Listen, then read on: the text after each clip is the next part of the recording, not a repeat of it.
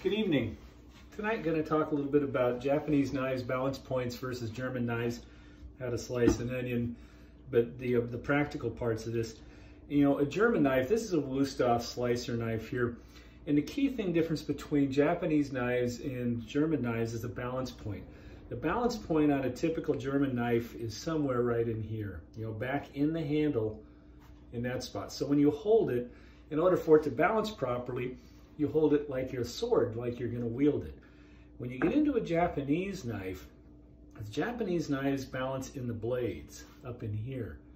So when you handle it the way you would a German knife, it's now weight forward. They're really meant to be handled as a pinch grip. And so you would take, most commonly, you know, your third finger, and that's going to go up against the bolster, and then you're going to hold it like this. You got a couple fingers over the top, thumb on the back side.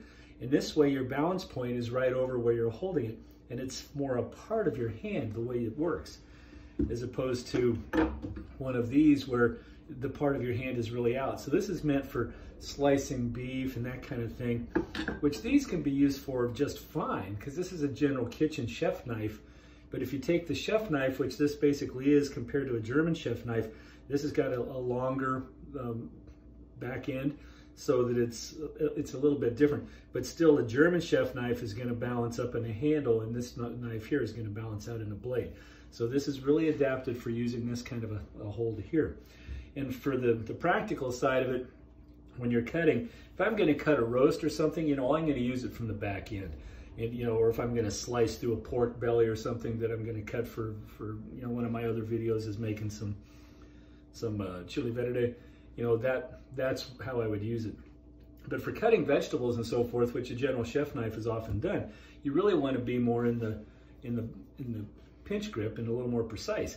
So in this particular case, and here's something, this is where the kangata, the sword point, is handy, is you go through and you can actually, you know, you can pierce things a little bit better than you can with, say, a santoku. And so you go through and you cut your onion up like this. And then you can come back through and you can do it the other way again as well. And you can see I've got this pinch grip here, and I'm just cutting it like this. And you know, it's easy for me to wield it and put it in the right spot. And now when it's time to cut, you know, and I come through and I cut it, you know, in a fine way, and I've got, you know, very good control because I'm right here over the knife in the right spot. You know, now I've got my onion, it's already pre-sliced, except where I went too far. But anyway, you can see, you know, how easy that is and how that cuts. If I'm going to do the same thing with this, now I'm way back here to try and cut that. So that's not going to work as well. And then I'm farther away again from that onion when I'm trying to cut it. So, you know, the way I've done this for years is I just cut it into quads, throw it in a food processor, and let it go. And, you know, there's a lot to that too. But if you're going to cut something like this, that's kind of the practical difference between these two knives. These are beautiful knives here. This is, you know, mahogany on the front end and the Japanese wood on the back. And this is a Damascus steel.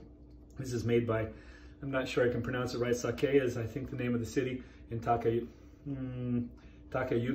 Sake Takayuki is the knife company. I got these from a company out of Japan, Hocho knife, and boy, what a work of art and what a delight to handle and use. So anyway, that's Japanese Knives 101. Enjoy.